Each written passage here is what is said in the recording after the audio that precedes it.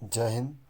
स्वागत है हमारे यूट्यूब चैनल पर। आप घर बैठ कीजिए स्टेट लेवल के सभी वनडे एग्ज़ाम की पूरी तैयारी। आज हम लोग बायोलॉजी से संबंधित प्रश्नों को देखेंगे। चलिए स्टार्ट करते हैं वीडियो। तो कोशिका विज्ञान में सेल नाम किस जीव वैज्ञानिक ने सर्वप्रथम दिया था? आंसर हो जाएगा रॉबर्ट हुक। अगला प्रश्न है, कौन सी रचना जंतु कोशिका को वनस्पति कोशिका से विभेदित करती है? आंसर हो जाएगा सेंट्रीओल। कोशिका में राइबोसोम की अनुपस्थिति में कौन सा कार्य संपादित नहीं होता है या संपादित नहीं होगा? आंसर होगा प्रोटीन संश्लेषण। अगला प्रश्न है, यदि माइटोकॉन्ड्रिया काम करना बंद कर दे तो कोशिका में कौन सा कार्य नहीं हो पाएगा? आंसर हो जाएगा भोजन का ऑक्सीकरण। अगला प्रश्न है, कोशिका का ऊर्जा गृह यानी पावर हाउस किसे कहा जाता है? कोशिका का ऊर्जा गृह किसको कहा जाता है? तो आंसर हो जाएगा माइटोकॉन्ड्रिया। अगला प्रश्न है, कौन सबसे बड़ा कोशिकांग है? कौन सबसे बड़ा कोशिकांग है? तो आंसर हो जाएगा प्लास्टिड। क्या हो जाएगा? प्लास्टिड। अगला प्रश्न है, कोशिका में प्रोटीन संश्लेषण कहाँ होता है? कोशिका में प्रोटीन संश्लेषण कहाँ होता है? राइबोसोम में। अगला प्रश्न है, पादप कोशिकाओं का सबसे बाहरी आवरण कहलाता है? पादप कोशिकाओं का सबसे बाहरी आवरण कहलाता है कोशिका भित्ति। अगला प्रश्न है, कोशिका को निश्चित रूप प्रदान करती है? कोशिका को निश्चित रूप प्रदान करती है। आंसर हो जाएगा कोशिका भित्ति। अगला प्रश्न है, कोशिका द्रव में उपस्थित महीन शाखित झिल्लीदार और अनियमित नलिकाओं का घना जाल क्या कहलाता है? क्या कहलाता? अंतःप्रद्रवी जालिका। अंतःप्रद्रविक जालिका। अगला प्रश्न है, प्रोटीन निर्माण का सक्रिय स्थल है? आंसर हो जाएगा राइबोसोम में। किसमें? राइबोसोम में। कोशिकीय श्वसन का सक्रिय स्थल है? कोशिकीय श्वसन का सक्रिय स्थल है? आंसर हो जाएगा माइटोकॉन्ड्रिया। अगला प्रश्न है, अवर्णिक लवक मुख्यतः पाए जाते हैं? अवर्णीय लवक मुख्यतः पाए जाते हैं जड़ों की कोशिकाओं में।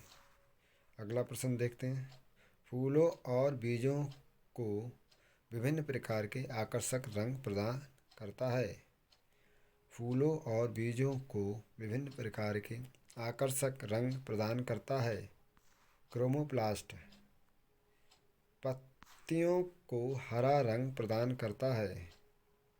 पत्तियों को हरा रंग प्रदान करता है क्लोरोप्लास्ट। कोशिका की आत्महत्या की थैली कहलाता है? कोशिका की आत्महत्या की थैली कहलाता है लाइसोसोम। आंसर हो जाएगा लाइसोसोम। अगला प्रश्न है, लाइसोसोम में पाए जाने वाला वह एंजाइम जिनमें जीव द्रव को घुला देने या नष्ट कर देने की क्षमता होती है कहलाता है? क्या कहलाता है? Hydrolytic enzyme. Hydrolytic enzyme. अगला प्रश्न देखते हैं, 80% से अधिक सेल यानी कोशिका में पाए जाने वाला पदार्थ है? क्या है? जल। किसकी उपस्थिति के कारण किसकी उपस्थिति के कारण किसी पादप कोशिका और पशु कोशिका में अंतर पाया जाता है? तो कोशिका भित्ति। आंसर हो जाएगा कोशिका भित्ति। अगला प्रश्न देखते हैं, गोल्जी काय का प्रमुख कार्य है? गोल्जी का प्रमुख कार्य है? गोल्जी काय का आंसर हो जाएगा स्रावी। कौन सा कोशिकांग डीएनए रखता है? कौन सा कोशिकांग डीएनए रखता है? आंसर हो जाएगा माइटोकॉन्ड्रिया। कौन सा कोशिकांग प्रोटीन संश्लेषण में प्रमुख भूमिका निभाता है? कौन सा कोशिकांग प्रोटीन संश्लेषण में प्रमुख भूमिका निभाता है? आंसर हो जाएगा एंडोप्लाज्म, रेटिकुलम एवं राइबोसोम। अगला प्रश्न देखते हैं, प्रोग्राम्ड सेल डेथ का कोशिकीय एवं आणविक नियंत्रण क्या कहलाता है? आंसर हो जाएगा एंजिंग। अगला प्रश्न देखते हैं, कौन सा अंगक प्राय जंतु कोशिकांग में उपस्थित नहीं होता है? कौन सा अंगक प्राय जंतु कोशिका में उपस्थित नहीं होता है? आंसर हो जाएगा लवक। अगला प्रश्न है, लाइसोसोम कार्य करते हैं अंतःकोशिकीय पाचन में। अगला प्रश्न देखते हैं, कोशिका भित्ति होती है, कोशिका भित्ति यानी सेल वॉल होती है, क्या होती है? परागम्य। क्या होती है? परागम्य।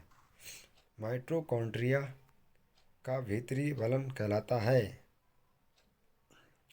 क्रिस्टी। माइटोकॉन्ड्रिया किसमें अनुपस्थित होता है? माइटोकॉन्ड्रिया किसमें अनुपस्थित होता है? तो आंसर हो जाएगा जीवाणु। क्या हो जाएगा? जीवाणु। अगला प्रश्न है, जीव द्रव प्रोटोप्लाज्म शब्द का प्रयोग सर्वप्रथम किसने किया था? जीव द्रव शब्द का प्रयोग सर्वप्रथम किसने किया था? तो आंसर हो जाएगा लेमार्क। अगला प्रश्न है, डीएनए के द्विहेलिक्स प्रारूप को पहली बार किसने प्रस्तावित किया था? डीएनए के द्विहेलिक्स प्रारूप को पहली बार किसने प्रस्तावित किया था? आंसर हो जाएगा वाटसन एंड क्रिक ने। वाटसन तथा क्रिक ने।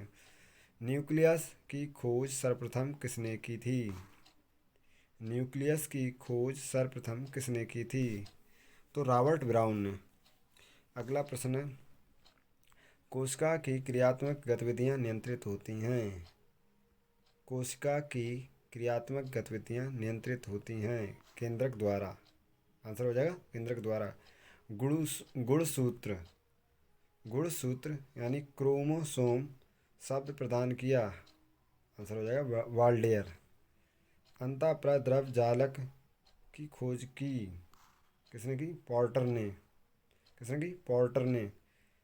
अगला प्रश्न है, इलेक्ट्रॉन सूक्ष्मदर्शी की खोज की नाल तथा रस्का ने। नाल तथा रस्का ने। अगला प्रश्न है, वास्तविक केंद्रक किसमें अनुपस्थित होता है? आंसर हो जाएगा जीवाणु में। सर्वाधिक संख्या 2n में गुणसूत्र पाए जाते हैं।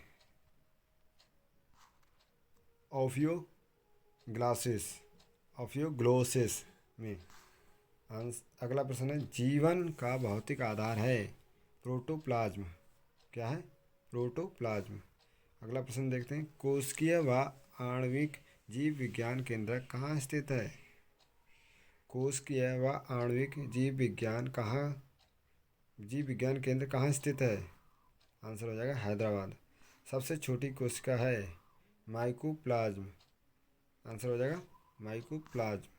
अगला प्रश्न देखते हैं, पोषकों में कौन सा एक पौधों की कोशिका भित्ति का एक संरचनात्मक घटक है? आंसर हो जाएगा मैग्नीज।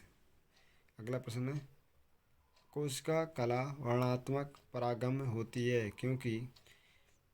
आंसर हो जाएगा यह कुछ अणुओं के अंदर या बाहर की ओर संचलन को कोशिका में होने देती है, जबकि अन्य अणुओं के संचलन को रोक दिया जाता है।